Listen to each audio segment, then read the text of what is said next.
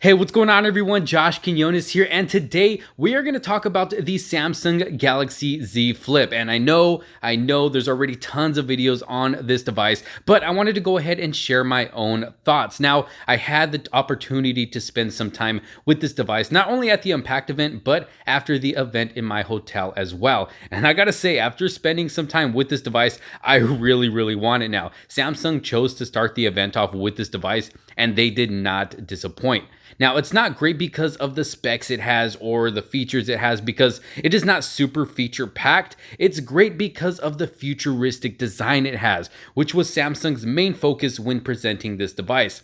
It's a foldable smartphone that can be opened at different angles because of that foldable display. And the display is actually a thin glass. It's not plastic, meaning it's going to be a bit more durable than what we have on the original Galaxy Fold or even the new Motorola Razr phone. And honestly, I wasn't expecting it to feel super premium, but when I got that device in my hand, woo, I did not want to put it down. It felt good and durable. Samsung did improve on the hinge design as well to keep out any debris that may try to enter. It didn't feel cheap either when folding or unfolding. It was actually very satisfying.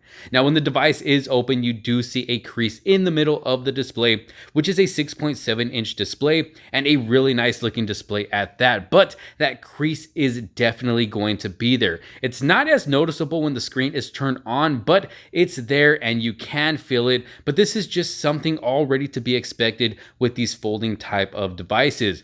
When using it, it performed nice and smooth. It is running Android 10 with Qualcomm Snapdragon 855 Plus processor. It's got 256 gigabytes of storage with 8 gigabytes of RAM and has a 3300 milliamp battery. So some pretty good specs, not as good as the new S20 series, especially when it comes to cameras, but still good. Now, speaking of the cameras, this phone has a dual camera setup on the rear. It's got a 12 megapixel wide angle lens and a 12 megapixel ultra wide angle lens. Then on the front, selfie camera, when it's open, is a 10 megapixel camera. Now, one cool thing about this phone is that when taking selfies, you can actually open the phone halfway and set it down on like a table or a desk to take your selfies. Or if you want to use the main camera, all you got to do is just close the device and use the small 1.1-inch display as a viewfinder. Now, yes, it is tiny, mostly to be used for notifications and calls, but it's still useful for when taking pictures, so you can get that better quality from the main lens.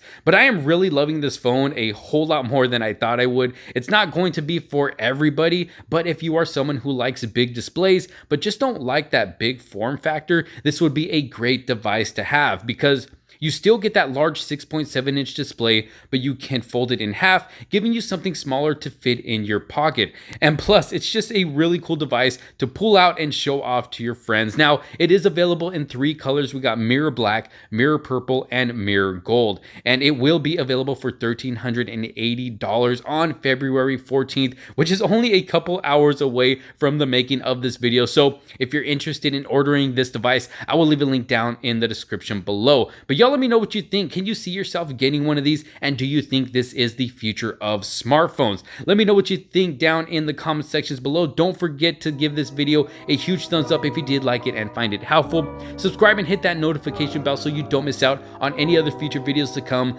Thanks so much for watching. This is Josh Quinones, and I will see you on the next one. Peace out.